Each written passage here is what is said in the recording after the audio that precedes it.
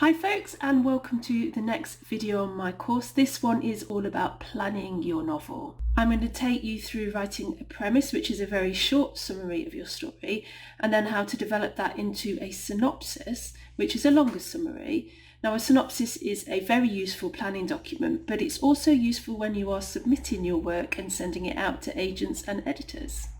Then I'm going to talk about taking that further and the different ways that writers build longer narratives.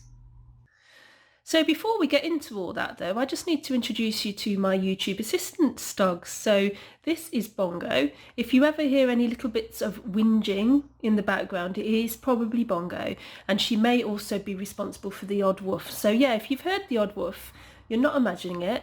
Bongo is one of the possible culprits. Or it could be Elvis, my other YouTube assistant dog. He looks very laid back at the moment.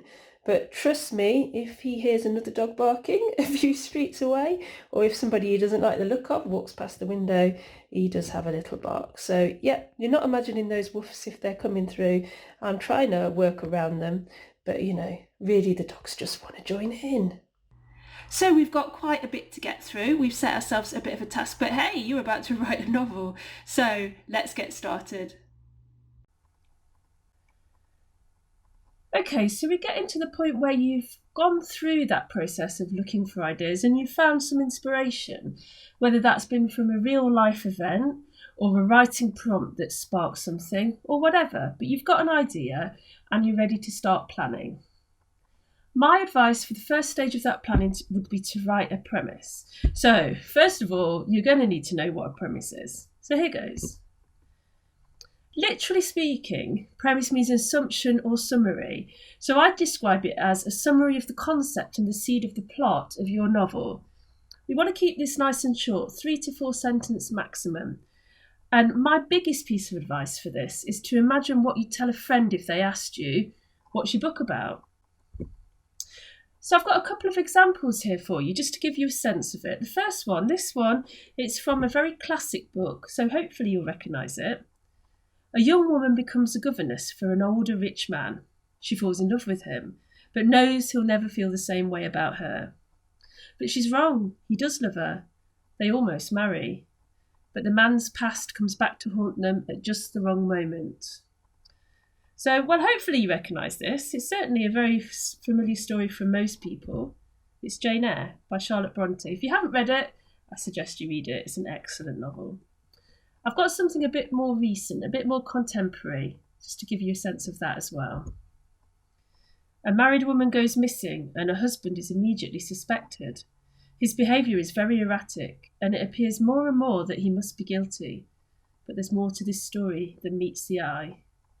Absolute runaway success, this book, so hopefully it's more or less familiar, also made into a film.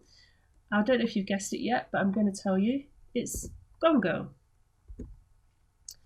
So a few tips from me to help you write a premise. And first of all, I'm going to start by saying this is not easy at all. It's probably one of the hardest things to do, to take an idea and just really boil it down. But it's worth doing because this is really going to give you a sense of the whole book. And if you do this properly, it's going to help make your project coherent before you even start. So I honestly think it's a brilliant first step. So I would start by doing something that's even harder. So I'd start by trying to write a 1-sentence summary and then take that 1 sentence and expand it to 3 sentences. So really try to get to the heart of what your story is, right into the centre of it. That's what's key here. Try to get to the gist of it. This doesn't need character names or the ending of the story. So you see the examples that I showed you. A woman, a married woman, a governess. We keep it very general and we steer away from the character names.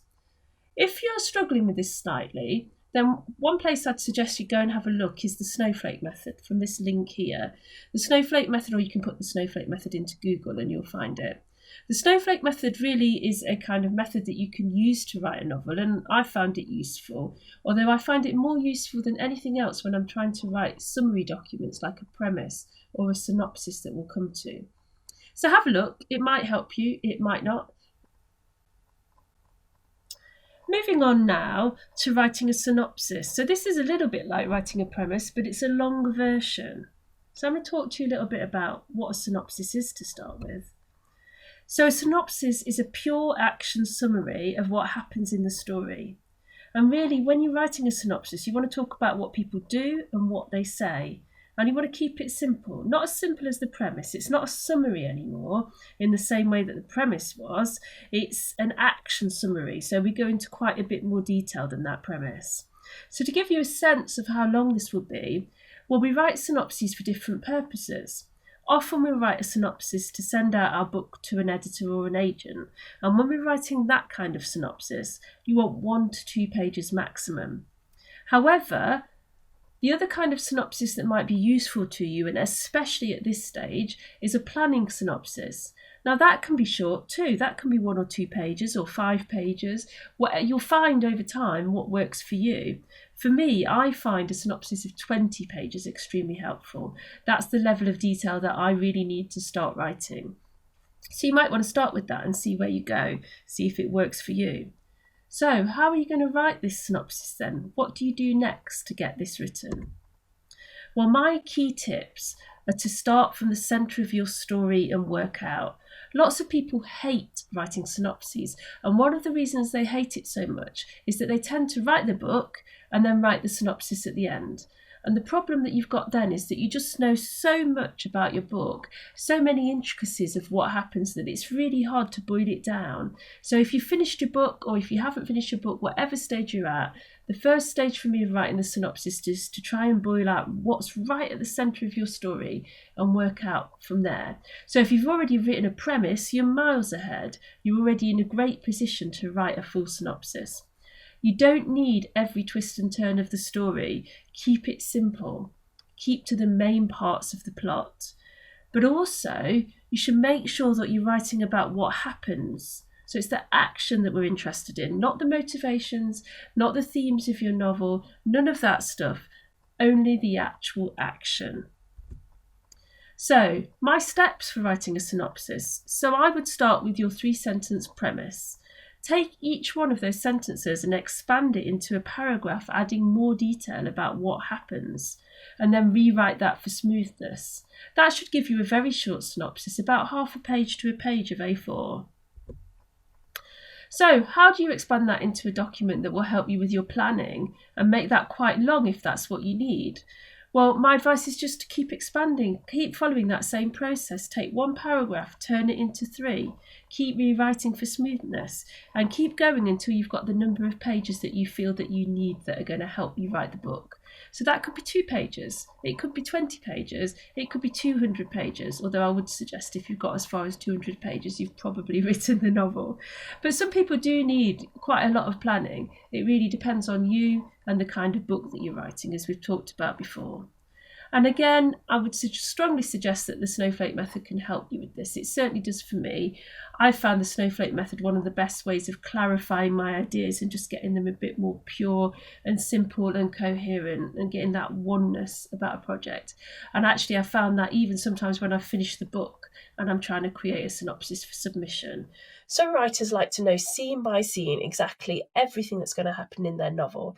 I know I've heard Sarah Waters saying that that helps to free up her imagination for the actual words and sentences.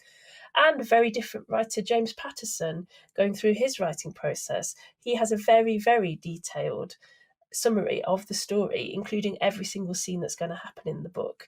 So some writers do plan in a great deal of detail, but it's not compulsory. So another successful writer, John Le Carre, said that he didn't want to know everything that was going to happen, and in fact all he needed to know was have a bit of a flowchart about the next few scenes.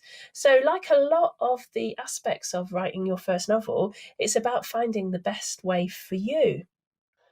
Now, the way that I find that works for me in terms of taking my planning further is a method where you write a longer and a longer synopsis. So you literally start with a sentence and then write a paragraph, just like we've been doing here in the course. And then you grow that into a page and then a couple of pages and then 10 pages and then 20 pages. And you can keep going as far as you want until you actually have that scene by scene document, if that's what you want to do. And some people use that scene by scene document and then expand the scenes out into their actual novel. So that is an option. I find this works for me. I don't take it quite as far as the scene by scene. Usually, I usually write perhaps a little bit of a scene by scene as I plan a chapter just before I'm writing it. But this method works, and you can keep going until you're comfortable that you know what you're doing with your story and you know what you want to write. And you can stop at any time when you think, actually, I'm done with the planning now, I want to do the writing. And you can alternate between them as well. So you can do planning like this and then go back to your manuscript and write a couple of chapters, planning like this, go back to your manuscript and write some more chapters. And actually, that's the way that I find really works well for me. Now, if you don't want to be quite that prescriptive and you want to be able to play things by ear and a bit fast and loose and a little bit more flexibly, then you can possibly do exactly what John le Carré suggested and plan just a few scenes ahead. You might still want to have some idea about where the story's going, so you might want to have some sense of what the ending of the story is going to be. Now, that can be really pinned down in terms of exactly what's going to happen and what the resolution will be for each character, or it can be much looser and literally just a visual image of what you think will be happening right at the end of your novel. And then, of course, if you really want to play things fast and loose and really go for it, you can do the pantsing method, which is where you don't really plan at all. I mean, you're probably going to have written a premise or a blurb or some of the kinds of exercises that we've done in this course, but you're not going to plan in very much detail at all. And you're certainly not going to have chapters or scene by scene plans. Now, this works really well for a lot of people. In fact, this is the way a lot of people prefer to write, because then everything is a surprise as you go through the story. But of course, there is a lot of danger in this method. You could end up a bit lost. Remember that TV program? Yeah, exactly like that. So you could end up writing yourself into a corner or finding yourself in a plot hole. So there are dangers inherent with the pantsing method, and you might want to be just a little bit careful about using it completely. The best way, in fact, the pantsing method does work is if you do something to build up ideas and momentum first. So this can be the kind of thing that we were talking about earlier with Hilary Mantel, growing a tale, just building your story and your idea to the point where actually you do really know what the story's about. It's just a matter of getting the words down on paper. So even if you don't have a plan for it, you've got a certain amount of momentum, you're ready to write it, and you know your characters and your ideas and the themes of your novel pretty well. So they're the different ways of taking your planning further. You can just launch yourself into the book whenever you're ready. I would suggest doing some interim planning, but that's what works for me.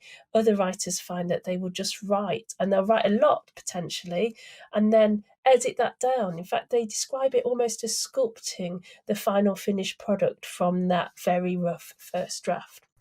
Right, it's your turn to tell me what you think. So if you've got any questions or comments, do pop them into the comments below here.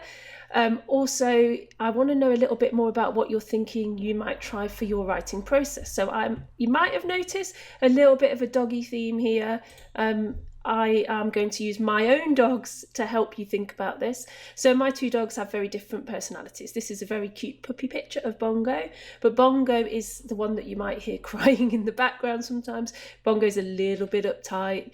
And if Bongo was a novelist, I think she would want to have everything planned out so she knew exactly where she was going, so that she could be really secure that she was going to get to the end of the story. Whereas, as you can see from this picture and from the video I shared with you earlier, Elvis is much more laid back, much more relaxed. In fact, he's so laid back, he's asleep half the time. So if Elvis was a novelist, I think he would definitely be a pantser, because he'd just be fairly secure that he's going to get to the end of it, pretty relaxed, and he'd just get on with it. So how about you? What do you think? Are you going to be a Bongo or an Elvis? Are you going to be a plotter or a pantser? Tell me in the comments below and we can talk about it some more. Hopefully, see you in the next video. Happy writing!